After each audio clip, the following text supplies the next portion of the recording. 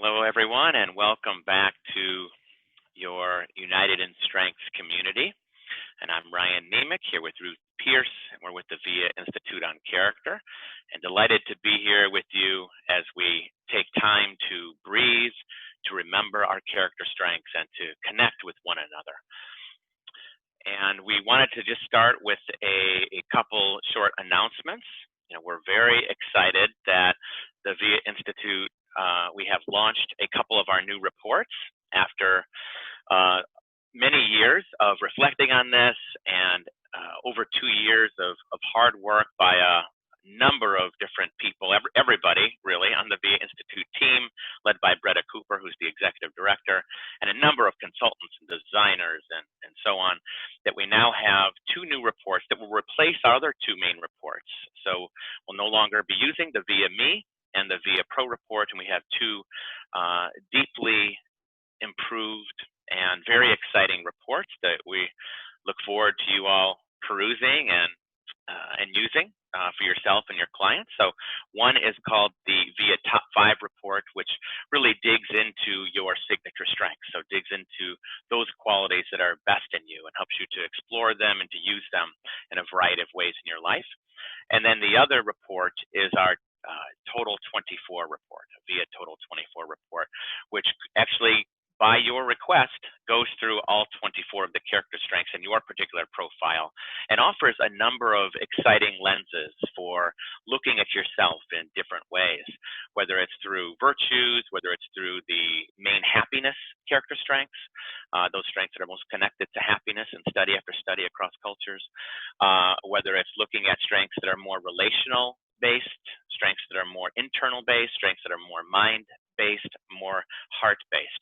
So a number of different lenses in addition to going through all 24 strengths in that Total 24 report. So we just wanted to mention that to you all. They just literally launched 1 week ago, so they're quite hot off the press and brand new. And everybody at VIA is just very excited about them. So we hope that you love them and use them extensively in your work. If you have certain questions about this, certainly Ruth and I can answer them. But also there's a number of Q&As on the website. If you're looking, if you maybe have report credits for the VIA Me and VIA Pro on your account, you'll still be able to use those. And what are the differences, or looking at samples, looking at some of the graphs, you can do all of that on the VIA site at that link right there at viacharacter.org/reports. So check that out. One other short announcement that's very timely is that tomorrow I will have the great privilege to be interviewed by the legendary Larry King. So him and James Pawelski, who's the director of the International Positive Psychology, or former director of the International Positive Psychology Association and the director of the MAP program at University of Pennsylvania. They will be joint interviewing me as they have been interviewing a number of other people in the field of positive psychology. So mine will be on the topic, obviously, of character strengths. So we'll see how I do. I hope you're rooting for me. I'll do the best I can to try to represent VIA and all of you in this such important work as well as I can. And so I mentioned that if you would like to be in the audience, quote unquote audience, you can, online of course, you can go to the link there that you see on the site, and it's very limited. So it'll be sort of a first come, first serve from people that are in the Positive Voices community, which is this initiative that Larry King and James Pawelski are doing. But then also all of you in the VIA community will have that potential to be in the audience as well. And it's basically being a fly on the wall, just kind of listening in to the interview. And then you can also post questions that I don't believe your questions will be asked by them, but it will be asked afterward. Perhaps after Larry steps away, then just more questions from the audience, I think, is how their process tends to go. So very excited about it, and hope that you can be there with me. And I hope next Monday there'll be some positive things to say about it. I hope it goes well. So, okay, so that's it for the announcements. And now let's move into our topic. So the topic today is character strengths underuse. And as I think about some of the most important topics we could possibly cover in this, I think you could make the argument that the underuse of our strengths is the single most important topic for any number of reasons, but because of the potential of it to be able to bring forth our strengths more in any of the situations we've been talking about with COVID, with race and anti-racism, with self-isolation, with trying to improve ourselves in different ways. The underuse of character strengths is relevant in all of them. And it's an important topic to point out because it's easy to take it for granted. So it's easy to just think, yeah, I get it. You got to use your strengths more. I've been hearing that from a lot of different organizations and people and leaders in this field. So I get it. Let's move on. Tell me something different or interesting. And if you do find yourself taking that approach, or you hear clients or students, employees taking that kind of approach, then they're probably falling in the trap of taking strengths for granted. And they're probably not looking deeply enough at the relevance of strengths use and strengths underuse. So that's what we hope to do, is to dig into that topic a little bit more today. So if we look at what is character strengths underuse, that we can underuse or overuse any of our 24 character strengths. We can look at them as being on this continuum, where in the center of this continuum, we have what might be an optimal strengths use or mindful strengths use, being in the strength zone. And then we can go a little bit toward one side where we're not bringing forth enough of our strengths, and get further and further that way, which is then character strengths underuse, where we're not bringing enough of love or kindness or fairness or zest or bravery to a particular situation. And then, of course, you can go too far with your strengths to the topic of character strengths overuse, too strongly with your curiosity, too strongly with your perseverance, and so on. Now, I'll say that the overuse of character strengths is a more provocative topic, a more eye-catching topic, because it's something that many people haven't thought of. People certainly, it doesn't strike them a whole lot to think, yeah, I should use my strengths more. I'm underplaying a little bit. But to think of your strengths overuse is probably a little bit more provocative, however, probably won't benefit you as much to look at. And so we'll look at strengths overuse a different week. And really just that way we give the underuse its due, and we really look at this in a deeper way and try to take action accordingly, and just try to understand what we're dealing with when we think of character strengths underuse. Now, something to note about underuse of our strengths is that this really will vary by every single situation that you are in. So it's not as simple as, oh, I tend to underuse my love strength at work, or I tend to underuse my creativity when I'm with friends, or I've been underusing my perseverance at school. Instead, you need to look specifically to what school projects are you underusing your perseverance? With which friends are you underusing your creativity?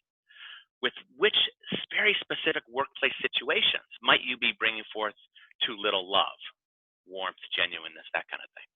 So you have to get into those kind of nuances, and that every situation is different. And each time you have a similar situation, it still is going to be different, because the next day you might be a little bit more tired or fatigued or feeling sick or feeling extravagantly happy about something, and that can change the underuse as well. So we have to treat every single situation, when we think about underuse but also overuse, when we think about these topics, each situation is unique. So with my family, or with your family, maybe you underuse curious questions with your spouse on Fridays at the end of a tough week, and that's kind of your pattern, but you need to look at each Friday. But you tend to not underuse your curiosity when you're with your child. But maybe you did underuse it one time earlier today. You had 5 conversations with your child, and in one of them you were kind of underplaying your curiosity, and you just kind of blew off the topic, and you didn't ask any questions. So that's the kind of detail we need to get into to truly do anything with this topic of underuse, to truly understand ourselves. So I say all that so that we don't just make sweeping generalizations about these topics, because they're so nuanced in that sense. And I would just challenge us to all start to look at things through this lens. And we're going to look at it in a positive way too, because if we sit here and just talk about underuse the whole time, then I'm kind of promoting a deficit-based approach. aren't I? I'm encouraging everybody to look at what's wrong. So we need to acknowledge that right in the beginning. But the whole point of today's session is that the underuse can motivate us.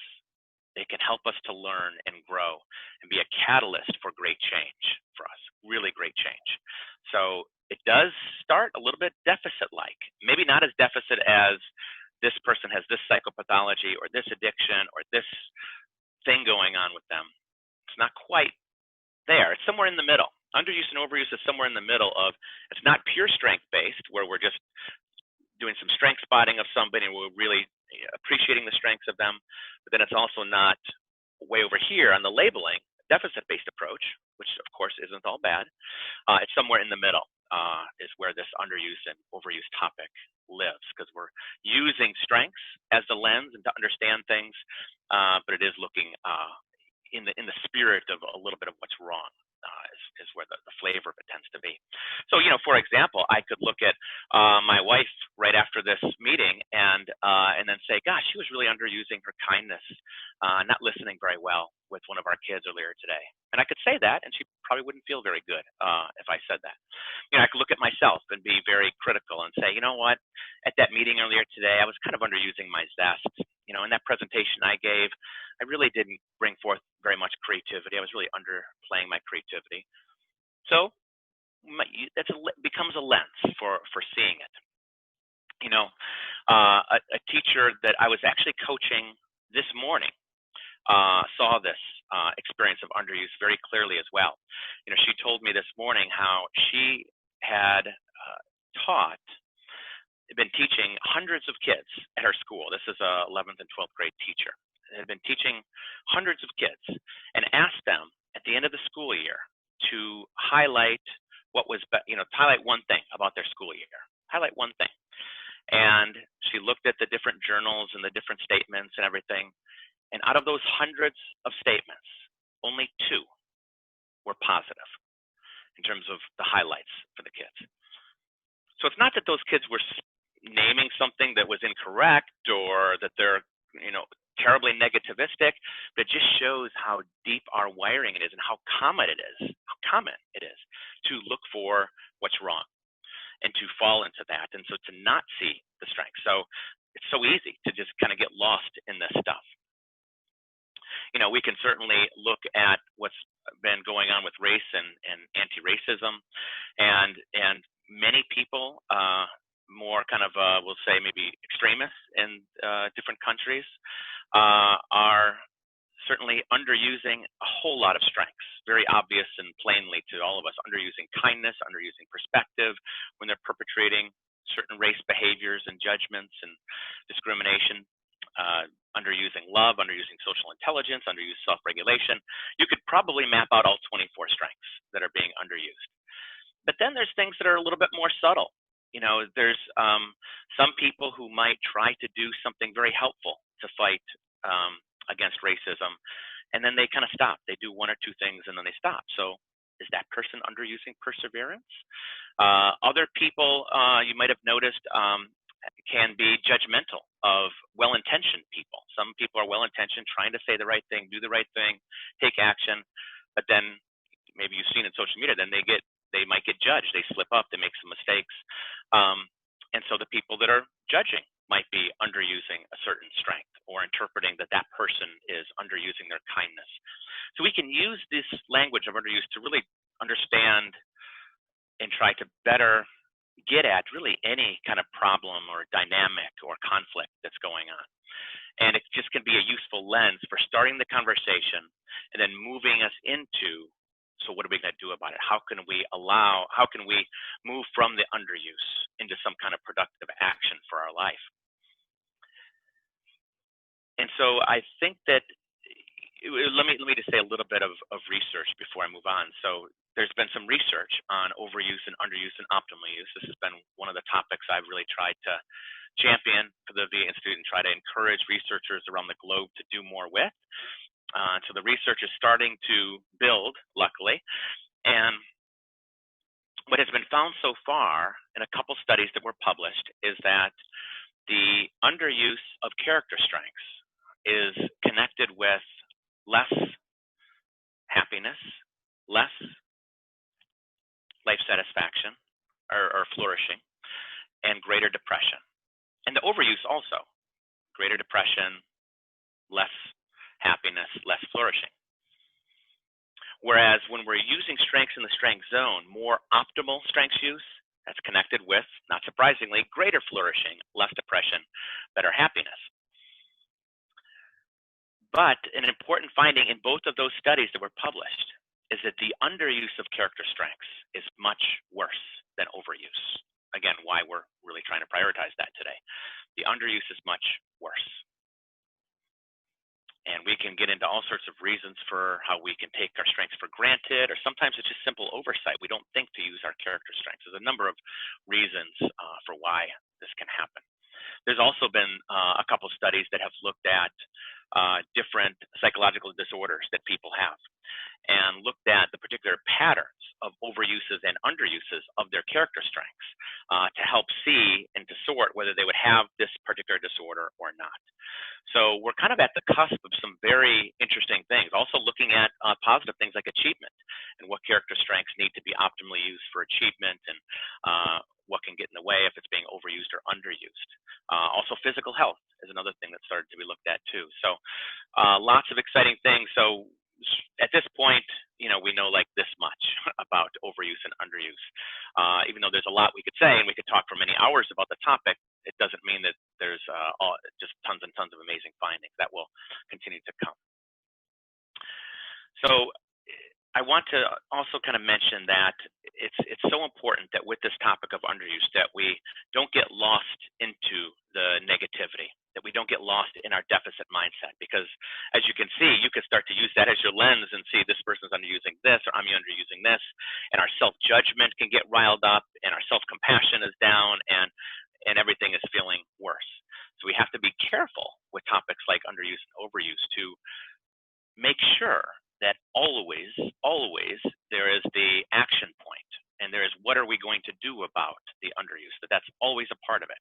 So if we're taking a lens and we're spotting somebody's underuse, if you so dare to do that in one of your relationships, then always try to have a productive dialogue about the strengths use the person could use, or the strengths that they are using strongly.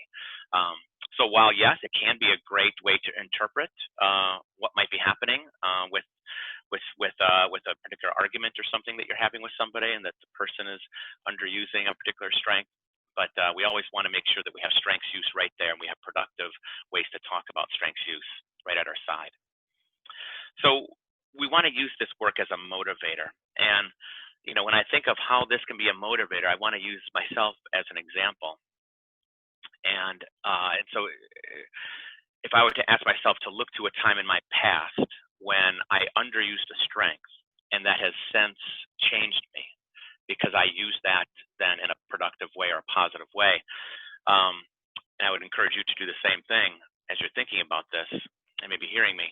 I come to a fairly dramatic example in my mind, or at least a dramatic example of a boy who was in 5th grade, age 10, and I was on the playground at a Catholic school, and I saw a group of people crowding around something in the kind of near a tree and some bushes, and I kind of went up and joined the crowd and looked at what was going on, and I noticed this guy that was from my class taking rocks and throwing them at something in the bushes, and I looked a little bit closer and saw that it was actually a bird, and that this guy was basically using the bird as target practice and throwing it at the bird and slowly killing it with these stones. And I can't tell you how deeply that affected me in that moment. My heart just sunk, and I just internally felt completely helpless and crushed, and there's nothing I can do in this situation, because this was a kid that was kind of a really big bully kind of kid, and always carried around knives, which was scary for 10-year-olds at that time, and said he had guns at home and all these different things. I remember being quite scared about it. And there's obviously a crowd. We know people don't act as much in crowds, so there's plenty of reasons. But I sat there just sort of frozen, just watching in horror, and I just couldn't believe it, and seeing the flesh torn off of the bird, and just till it died, basically. And I would say that is a situation where and again, I'm not going to make any excuses for myself, that I underused bravery.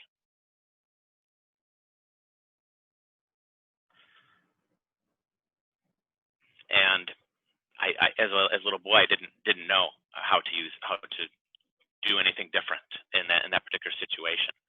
I remember going home to my mother and just completely breaking down, and I just remember the internal feeling in my body was just so crushed. And so for me, it was a fairly traumatic experience. Certainly not on the level of the traumas that many people have experienced in their life, but for that 10-year-old boy, it was a traumatic experience. And we know with traumas, when something happens like that to somebody very young, we don't have a file for that in the brain. We don't know how to process that, and to put that thing right there that happens. We put that in this file.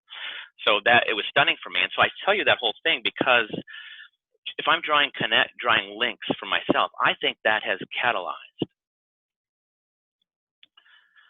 my appreciation of beauty, character strength, because I am a total bird lover, for one, which I think a lot of people are. I mean, who isn't, in awe of the different types of birds, and the glory of flight, and the beauty of them, and the soaring, and so on. I mean, I'm struck by buzzards and birds that people tend to hate as well. All birds.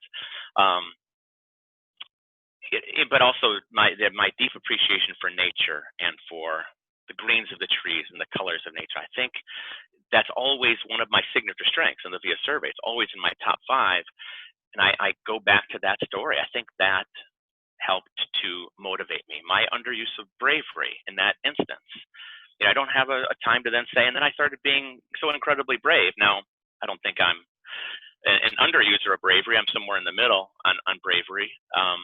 But it catalyzed a different strength in me. It catalyzed my appreciation of beauty, perhaps also hope. Perhaps I would also say strongly my sense of appreciating the sacred of all of life. And so we think of that as spirituality. So all of that, I think, was catalyzed in that horrible moment for me, and that underuse. So I kind of say all that as an example of whatever our underuse stories are, and we all have lots of them. Let's try to understand them, and have you made the most from that? So you didn't step up. You have some regrets. You didn't step up with bravery in this situation, or curiosity here, kindness over here. You could have been kinder to those people over here. So what are you going to do now? How can that be a catalyst for you now with your strength shoes?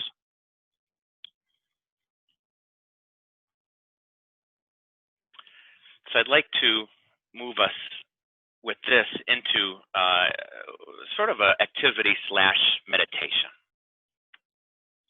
And thinking of this underuse work at this time of COVID, where we're all vulnerable to all sorts of different difficulties, struggles of not bringing forth enough of our character strengths, right?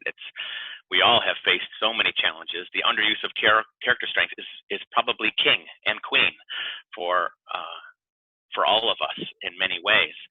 And so we want to be gentle with that reality with ourselves, and we want to see maybe we can make some little adjustment, some little change with our underuse of strengths.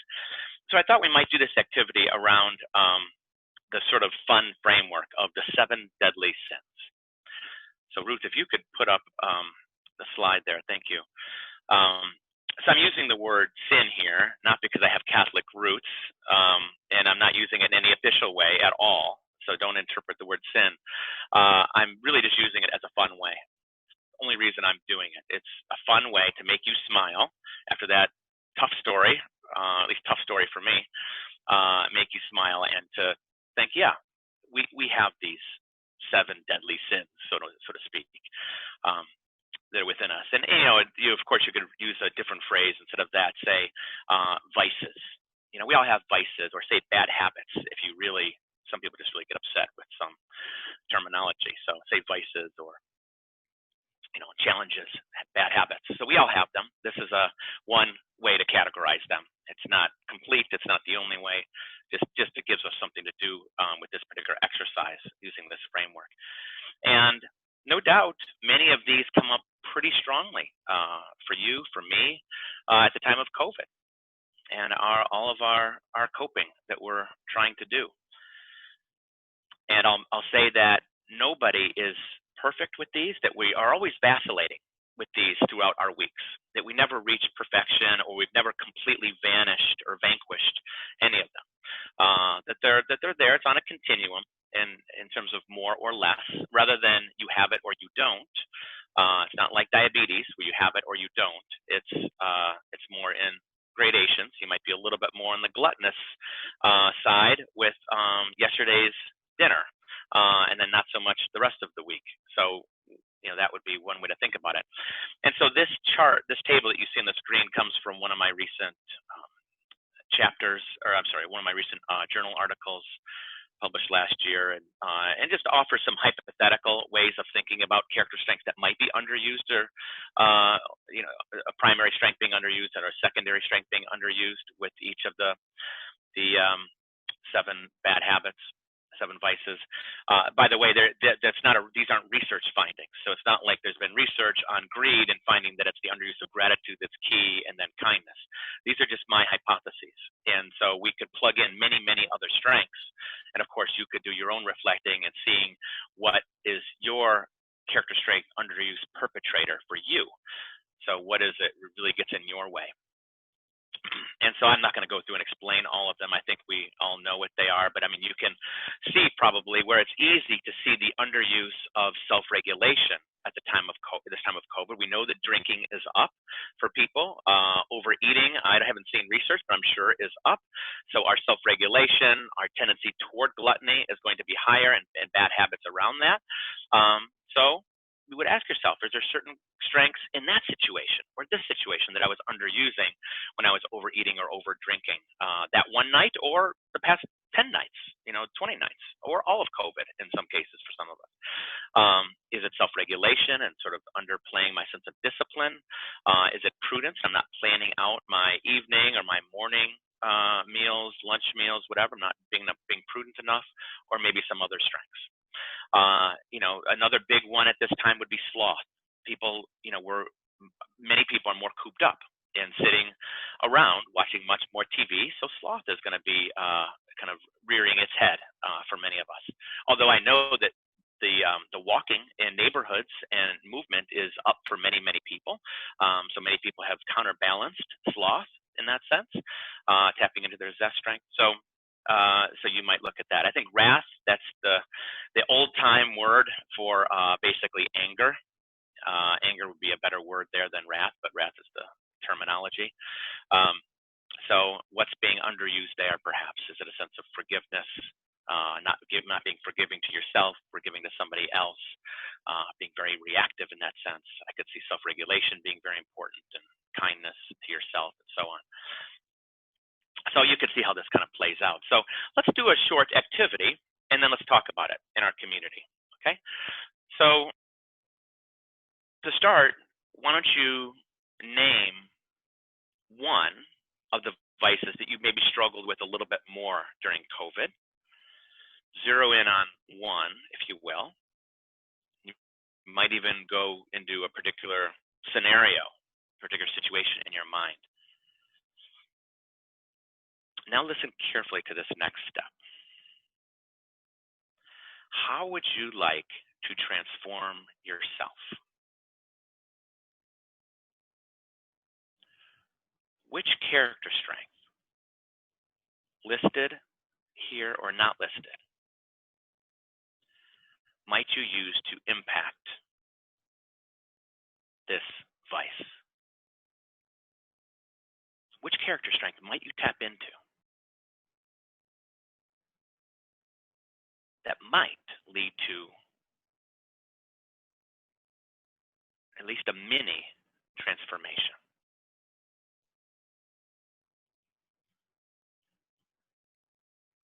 Some Some of you have your eyes closed as you reflect. That's wonderful. Some of you are journaling. That's great too. Some of you are just hoping that I'll finish soon. That's great too.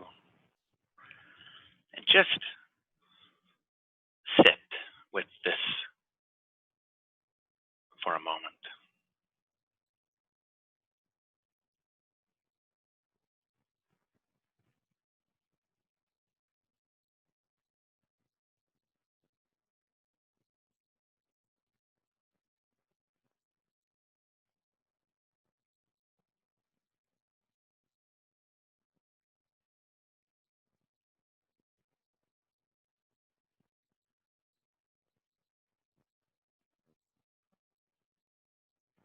Sitting with this vice, being honest with yourself, breathing in, breathing out with it. It's a type of honesty that you're using right now.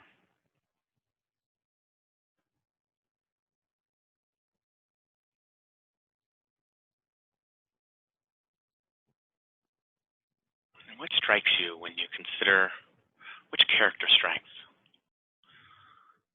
might help you transform this situation, this vice, this theme? Don't get too caught up in the word transform as if it's some permanent state of cure and ecstasy, but instead as something that's reachable, something that's important and pivotal, something that's action-oriented.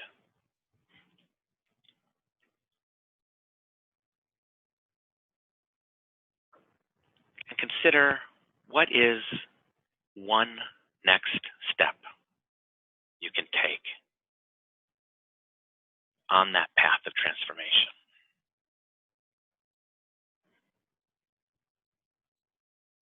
As we've talked about in previous weeks, it starts with one step, one shift, one action, one new positive behavior.